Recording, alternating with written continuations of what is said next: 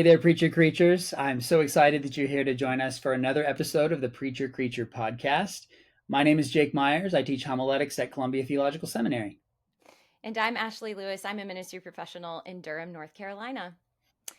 Yeah, so we have a really exciting interview today. It's Mm. with one of my very good friends, Dr. Trey Clark, who teaches at Fuller Theological Seminary. Ashley, give us a little bit of a background on who Dr. Clark is. Yes, absolutely. So, Jake, as you said, he is on faculty at Fuller. And Trey also serves as the dean of the chapel and assistant professor of preaching and spiritual formation at Fuller as well. His research interests include preaching and spiritual formation, the history, theology, and practice of preaching, especially contemplative preaching, which we'll see in the book. Also, African American Christian spiritual traditions, and especially Black contemplative spirituality, and Howard Thurman, who also is featured in the book that we're talking about today. So, Dr. Clark has a wealth of diverse ministry contexts in his background, both in the US and abroad. He's an ordained minister, spiritual companion, and mentor at his local church. He's visited to teach and preach throughout this country, as well as Kenya, South Africa, and Costa Rica. He holds degrees from Wheaton College and Fuller Seminary, which is where he completed his MDiv and PhD. And he's also a prolific writer. He's authored many articles, contributed to edited volumes. And then the book we'll discuss today, Black Contemplative Preaching, A Hidden History of Prayer, Proclamation, and Prophetic Witness, was published in 2024 by Baylor University Press. I also learned that he recently co founded an organization called the Black Contemplative Society, Yeah. which is a diverse community of spiritual seekers that aims to elevate and engage the voices of Black contemplatives within the Christian tradition for the good of the world. And Dr. Clark also now serves as the director of that organization. So he lives in Southern California with his wife and daughter. Yeah, it's been a joy to get to know Trey over the years. He, it's so great that he's writing this book on Black contemplative preaching because his whole approach is very contemplative. Mm-hmm. Like I've watched him like methodically and thoughtfully like present papers at the Academy of Homiletics, turning those into essays, reworking things, building off of insights from other people. And he's really kind of almost like a gardener, just watered this project and nourished it. I'm embarrassed. I'm talking about horticulture with Ashley here because you're the expert of this. But, I don't know about that, but and then now we get to see this fully grown plant that he's planted, mm-hmm. and it's such a game changer. I can't wait to bring this into my teaching and continue to chew on. And I'm definitely going to read it again because Mm-hmm. it's like every page. It's almost like the book itself is teaching you about Black contemplative preaching, but it's also inviting a mode of contemplation along the way. Oh, absolutely. And and I don't know anybody who writes like that. Right, right. Yeah. And yes, and even in talking with him, I just appreciate that his contemplative nature also comes through. And that is one of the things that I find really beautiful and refreshing about, I just keep using that word for this book. It is one of those books that expands and invites what people think of as preaching. And I can see it being so affirming for folks who have a more contemplative discipline about them and just naturally are. Are maybe not as gregarious, not as outgoing, not bringing a certain kind of energy, and yet still have some of the most wonderful things to offer as preachers. And so it makes space for and really affirms, I think, something that that isn't spoken of enough in preaching, which is the benefits of a contemplative lifestyle, a contemplative approach, and bringing some of those wonderful disciplines into the pulpit, not only using it to shape the sermon, to be a prayerful person, to be aware of what's happening, the way that God is at work in the world, but then allowing those things to really show from the pulpit as well, also invites our congregants into a more contemplative posture. So that, we just our world needs that. It always has, but especially today. And Dr. Clark does such a great job in this book of pointing out the values, the fruits for our cultural life together of this kind of contemplative preaching, and why the Black tradition has really just brought something particular that we should pay attention to, a lot of care, a lot of intent for the flourishing of Black people and all creation, a lot of the valuing of where people are in their daily life and in their struggles, and affirming them and encouraging them. So all of that is really and more is coming through in this book, and it again, it's beautiful.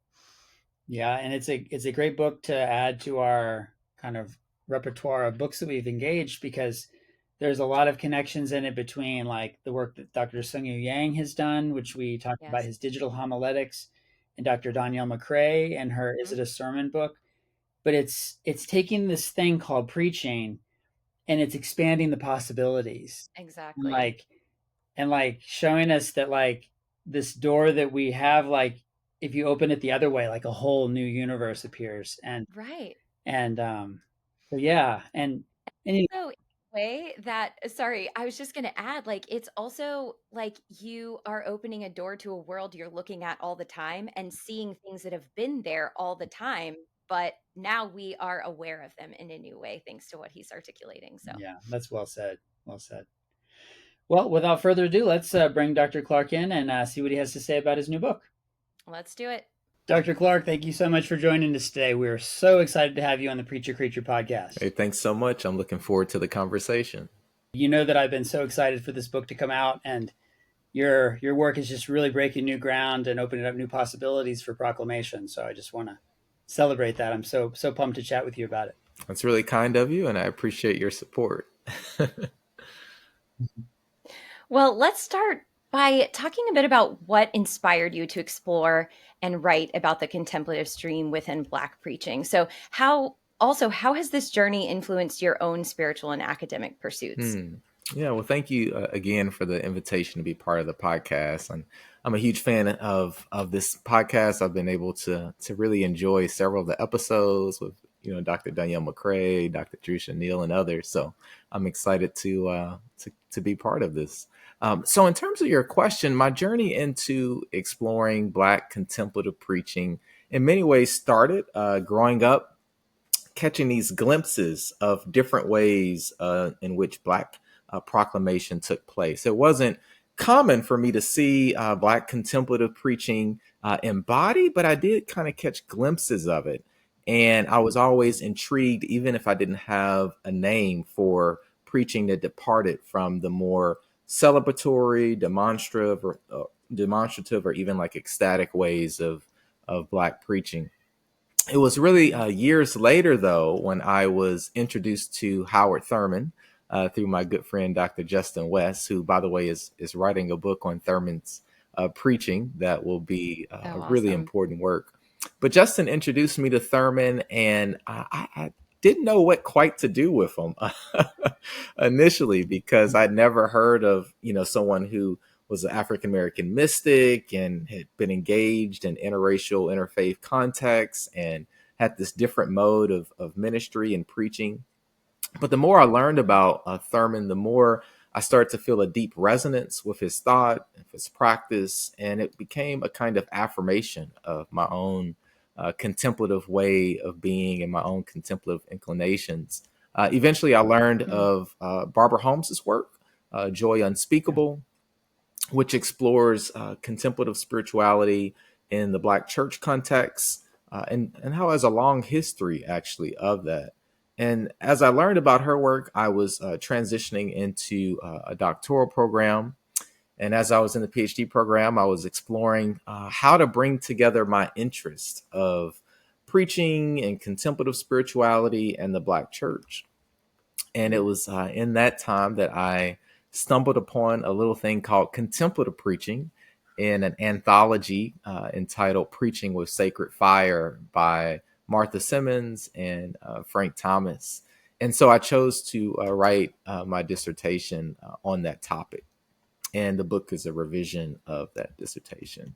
And the more I've explored this subject, the more I felt freedom in my own life to embody a kind of contemplative way of being in my ministry, in my preaching. And it's been a privilege to walk with others who've also resonated with this way of preaching. Mm. Yeah, that's one of the things in Dr. Thomas and Simmons' book. They name it. They name Black contemplative preaching as if it's a thing that like everybody kind of knows about. And what I love about you is you shape the contours of it, and you help us to have a really clear understanding of what it is, what are its traits. And so I'd love for you to share with our audience, how do you define Black contemplative preaching? Yeah, it's a good question. And yeah, and I think it's maybe important to name too that there's actually a sizable literature growing on contemplative Mm. preaching. There's many folks who've actually written on it.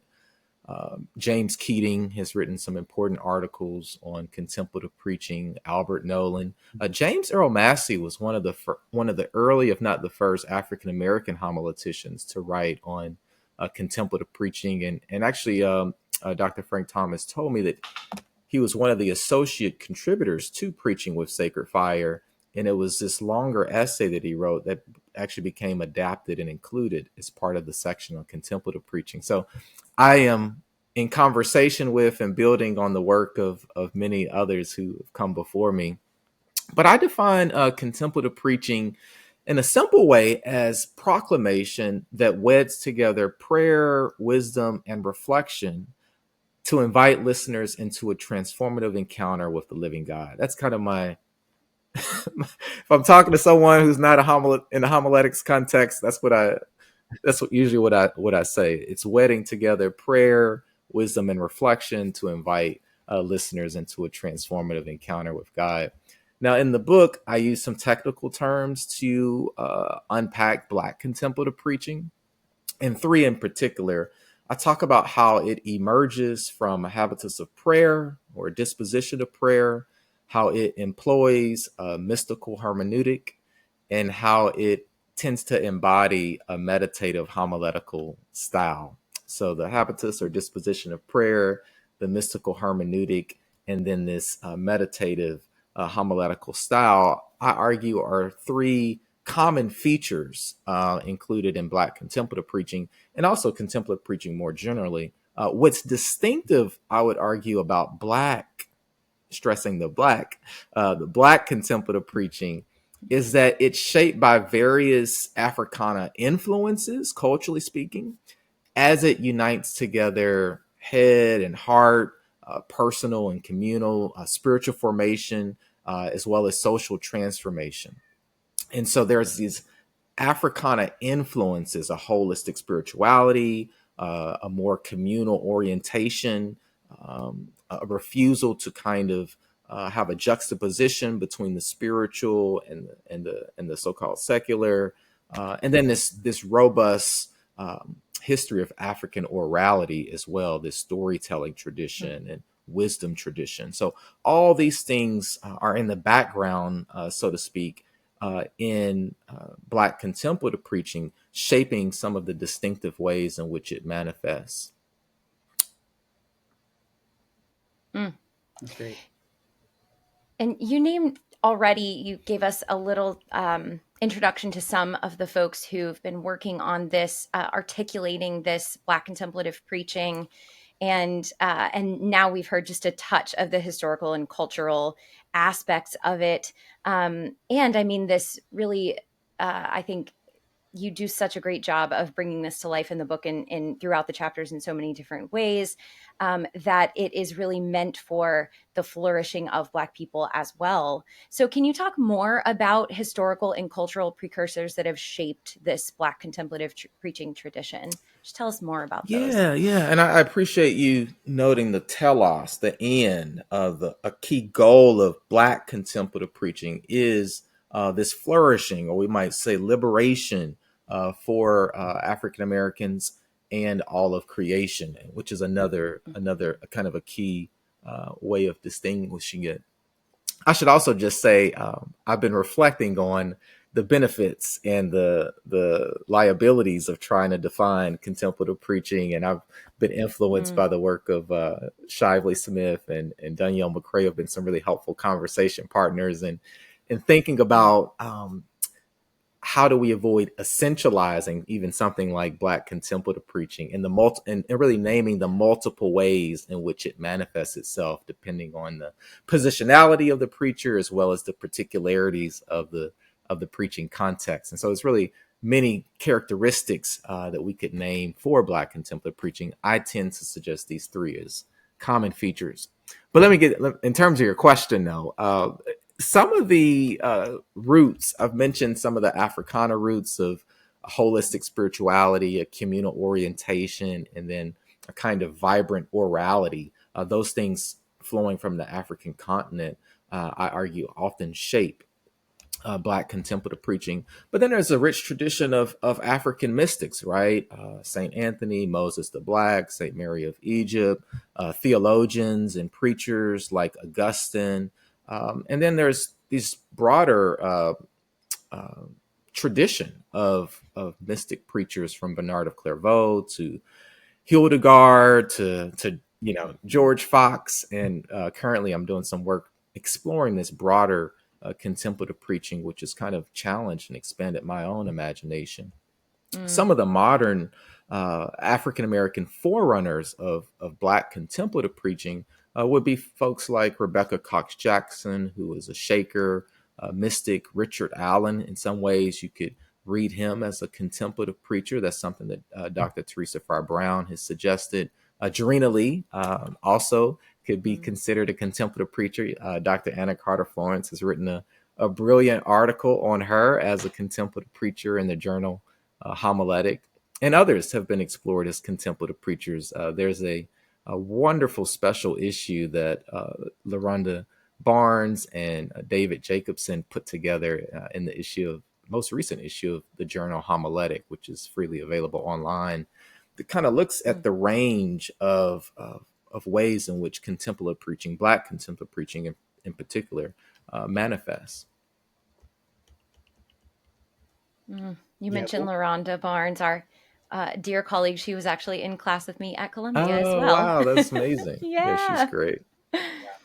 Yeah, it's neat when these worlds kind of come together, and let me underscore what you said, Trey, about that amazing edition, special issue of Homiletic.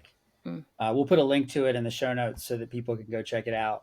All of the essays are brilliant in that, and your own essay is quite fantastic, and saw some connections with that in your book. So yeah, thank you for shouting out that. Absolutely, I was so grateful for that. I think LaRonda's essay is on Zilpha Elal as a womanist contemplative preacher. So again, just some Frank Thomas on James Baldwin and the sermon as an essay. I mean, so there's a really generative conversation that seems to be unfolding as people continue to push. How do we think about this intersection of contemplative spirituality, preaching, and Black church? Yeah, and that's one of the things I love that you're doing is you're kind of messing with some of the categories that a lot of us inherit from our seminary education. You think of like the spiritual classes are over here and the preaching classes over here. One is more introspective, one is more facing outward. And a lot of us pray publicly before we preach, but to think of the whole sermon as a mode of contemplative prayer, I think is going to be really liberating to people who have been trying to fit their homiletic into a certain box that was kind of handed to them. And I love how you lift up Howard Thurman, and his contemplative work, his preaching is just so profound. And I'm interested too in the ways in which you see his work of contemplative preaching tying in with his social activism, and the way that you link those in the book. Can you say more about that? Yeah, that's a good question. And one of the things that often comes up in this conversation, which I think is important, is how are we understanding contemplation? All right, because there's many ways in which that word has been understood throughout the Christian tradition. It has some roots, right, in a kind of Greek contemplative ideal from Plato and others. And so I think just in terms of how I'm understanding contemplation, uh, I'm thinking about it more broadly as a kind of attentiveness or an awareness Mhm. of the divine. Yeah. It has some very particular ways in which it's often described in terms of a kind of wordless prayer. It's not so much something that is acquired or active, but rather a kind of passive experience that we are brought into by the divine. But in this context, I'm thinking about contemplative preaching, contemplation at the simplest level as a kind of awareness and attentiveness to the divine. So in that sense, and I think you can see this broad understanding of contemplation operative in Howard Thurman's preaching and ministry. So for him, the sermon emerges from the contemplation of the preacher, the brooding of the preacher, the way of being attentive to the divine that the preacher cultivates is the context from which the sermon emerges. And so he invites us to inhabit a kind of contemplative way of being, a prayerful presence, so that the sermon is really an outflow of our life. But then also, the sermon itself becomes a contemplative act or experience in which we share silence, or my colleague Jennifer Ackerman talks about sacramental silence. And so Mm. for Thurman, silence isn't empty, but it's actually a full space, a substantive space that we enter into. At one point, he says, God often speaks loudest in silence. And so he invites his listeners into silence through pauses or through at times extended moments of quiet in order to help them to center down and be attuned to the ways in which the divine might be speaking, but we can't hear through all the noisiness in our lives. Mhm. Yeah. But ultimately, for Thurman, the preaching for the inner life for the inner life of his listeners, nurturing their inner lives through silence and things like this. This is not an end of itself, but for him, the goal is to live the inner life in the outward sanctuary, as he puts it. Mm. And so there's this merging of contemplation and action, the life of prayer and the life of public witness. As a pastor at Fellowship Church in San Francisco, one of the first intentionally developed interracial, interfaith, intercultural churches in the US, he really saw himself as nourishing the inner lives of congregants so that they could be faithful witnesses of the liberating nature of the Christian faith in their public life. And so for him, he was, some people call him the mystic of the civil rights movement, and that he was often behind the scenes helping the activists to be tuned to the divine in their inner life, to have a kind of robust capacity cultivated in their interior self, so that they could be sustained in the outward work amidst its many demands and challenges. So that's one of the ways in which you see Thurman bridging together the spiritual life and the uh, social witness. But you could also point to the ways in which, for him, preaching is an act of prophetic care, and he often called his congregation into concrete ways of bearing witness. So he tended to focus on the individual, but there's a story that's sometimes told of how he invited his congregation to basically go to not quite boycott, but to declare, be kind of declaring publicly to a store in town that had if I recall it correctly, a kind of racist depiction of black people on display in the store window. And so he called his congregation to bring their bodies to that store and to bear a kind of prophetic witness against what that represented. And so there are these glimpses where you see that, yes, he's attending to the personal, but there are also occasions where you see a little bit more of a public witness, even though he wasn't marching on the streets or boycotting in the way that King or Fannie Lou Hamer or others did. Yeah.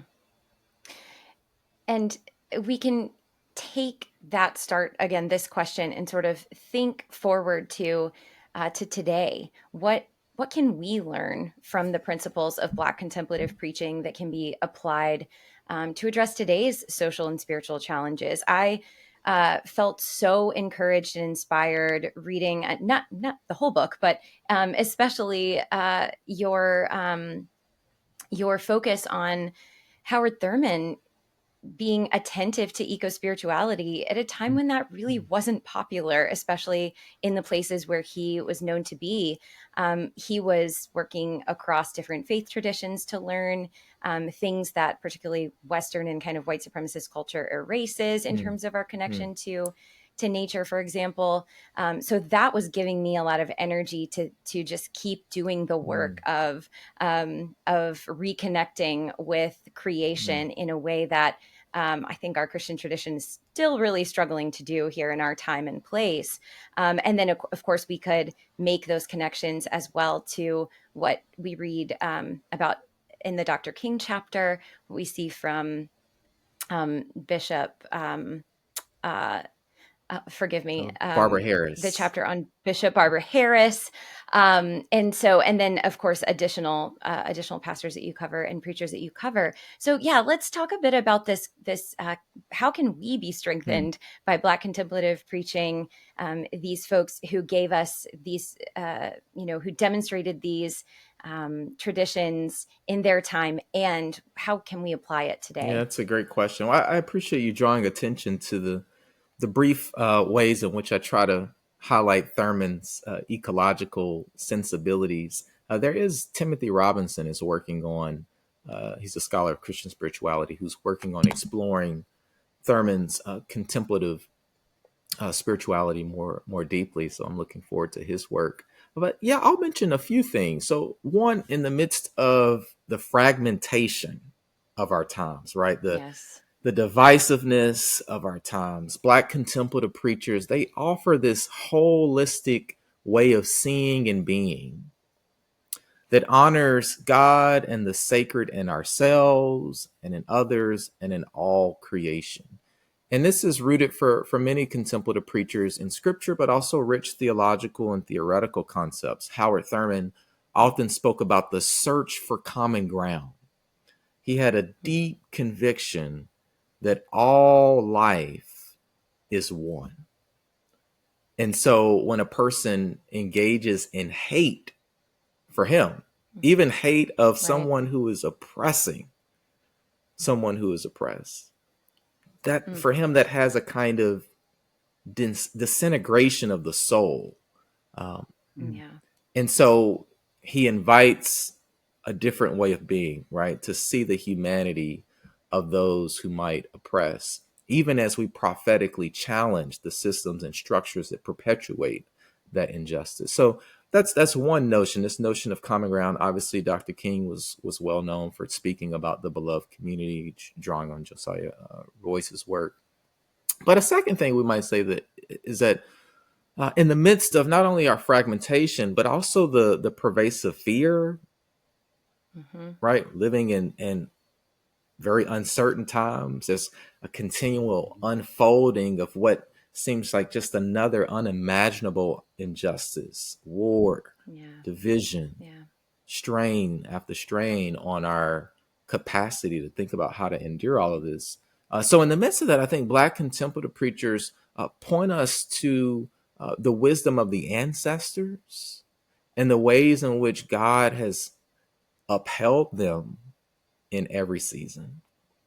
So I recently was privileged to have a conversation with Reverend Dr. Otis Moss, who is he's 90 years old now, was a civil rights leader, is a civil rights leader, activist, longtime pastor, was someone who marched with Howard Thurman, marched with Dr. or not Howard Thurman didn't march too much, but he marched with Dr. King and was very well acquainted with Howard Thurman.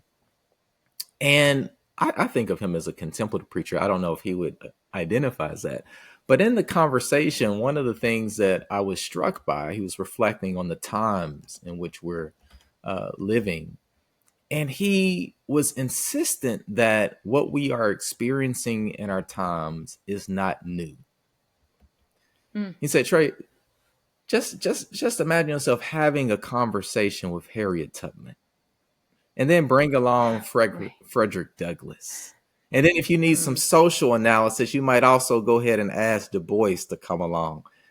What he was doing was inviting me and challenging me to realize that as we are in conversation with the ancestors, those who are part of the great cloud of witnesses, we're reminded of the ways in which God has continued to sustain people who have been marginalized, who've been oppressed, who've gone through systems of injustice that are unimaginable. And that same God is present today in raising up yet another generation to faithfully bear witness to the life-giving, liberating gospel of Jesus Christ. Black contemplative preachers continually press us to remember that the story is larger than it might seem. Yeah. And then maybe a third thing I would say is that Black contemplative preachers, maybe most obviously, remind us in the midst of the intense fatigue, right? The fatigue that is at the level of the soul. Yeah. We must prioritize nourishing our inner life, right? Audre Lorde would talk about this as a kind of act of political resistance, political warfare, right? That there are forces and systems that want to destroy our spirit. This is something that I heard recently on a podcast. J. Cameron Carter has a new podcast on religion otherwise, and speaking to this, how we're living in a moment where there are forces seeking to not just deplete us at the level of the soul, but destroy us at the level of the soul. And so to engage in contemplative practice is an act of theopolitical resistance.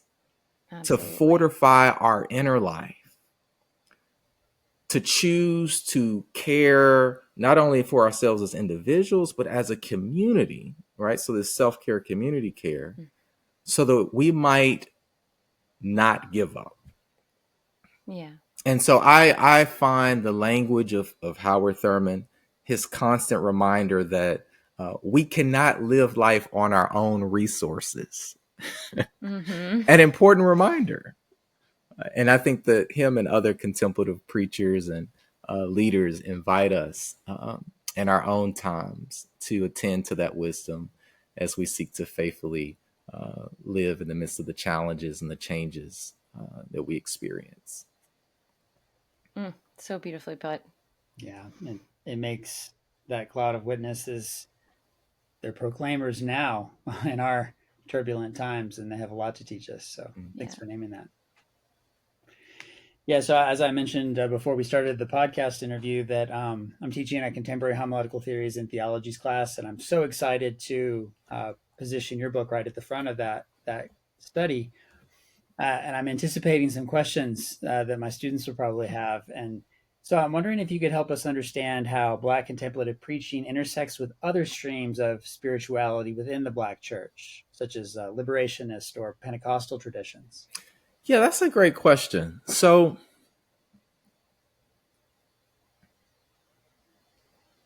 in many ways, to speak about, so I'm doing some work currently on different streams of spirituality or traditions of spirituality in the Black church. And I'm building on the work of Cheryl Sanders and Robert Franklin, Richard Foster, and thinking about these traditions or streams of spirituality.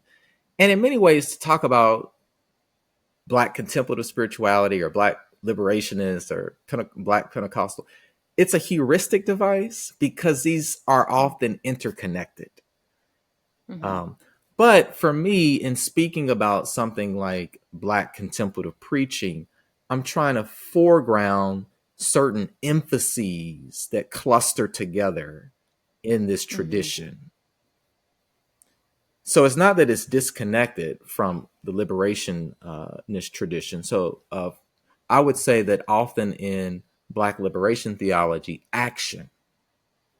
public action is foregrounded in a way that is not necessarily foregrounded in the contemplative tradition. It's not that Mm-hmm. it's not that reflection or meditation or contemplation is absent, right, from the Right. liberation tradition. It just might not be foregrounded in the same way that it is, I would say, in the contemplative tradition.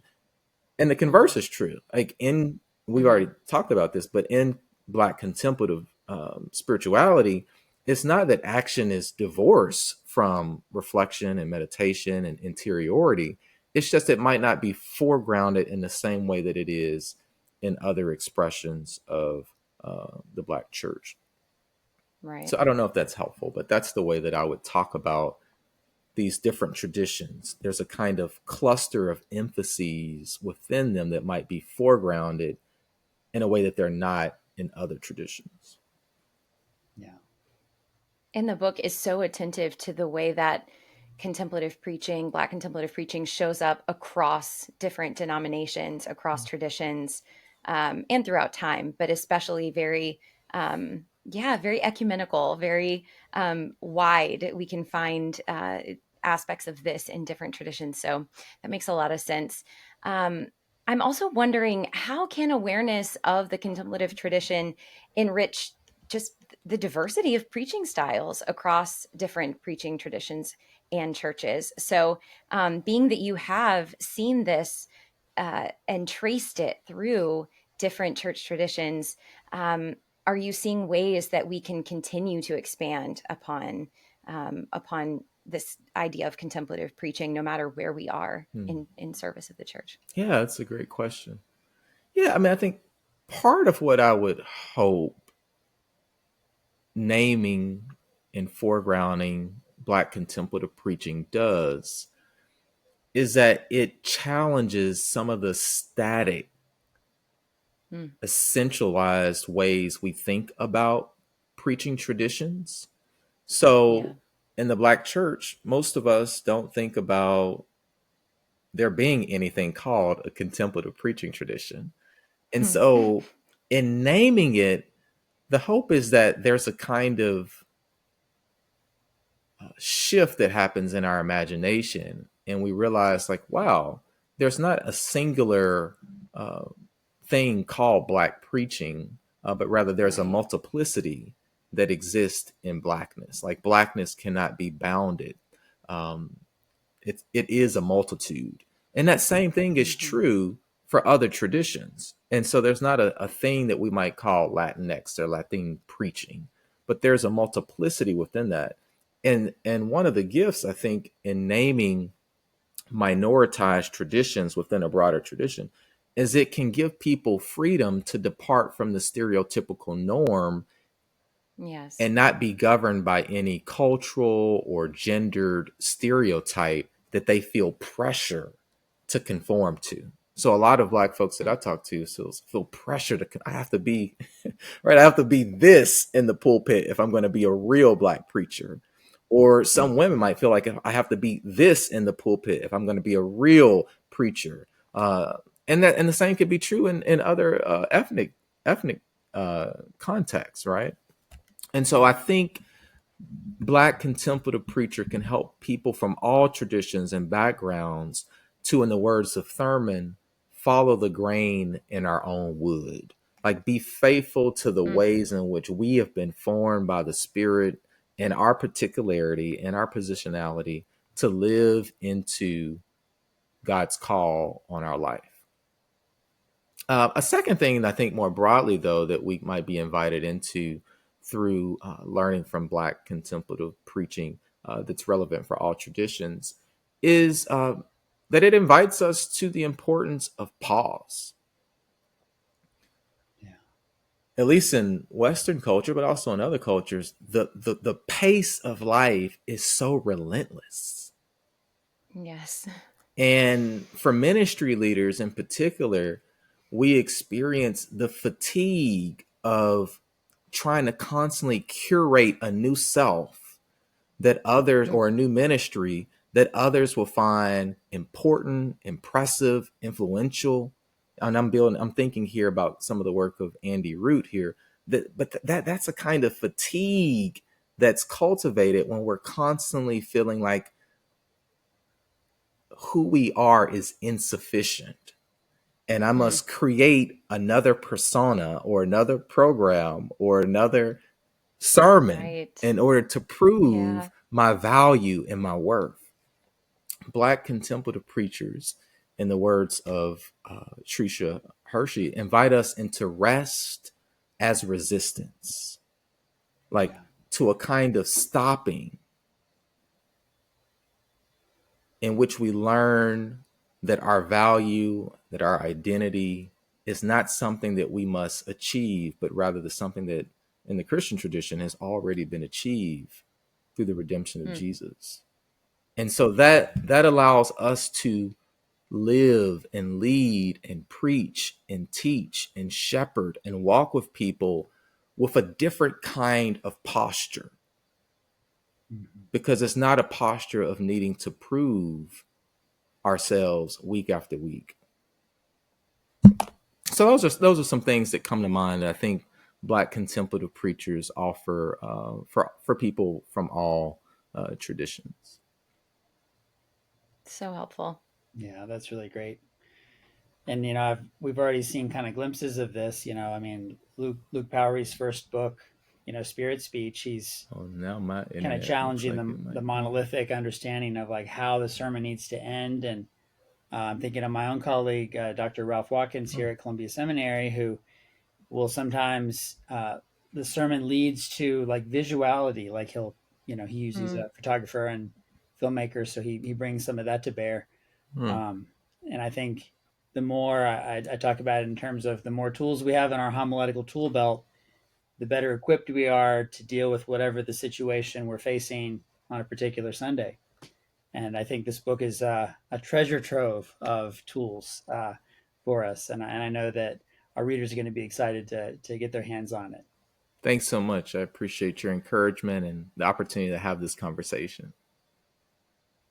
Yeah, yeah. Thank you for your time. I know you're busy doing all the things, but yeah, thank you for this gift, and thank you for taking the time to chat with me and Ashley. It's Yes, been a we blessing. so appreciate Thank it you and both. hope all of our listeners will make sure they prioritize buying this book.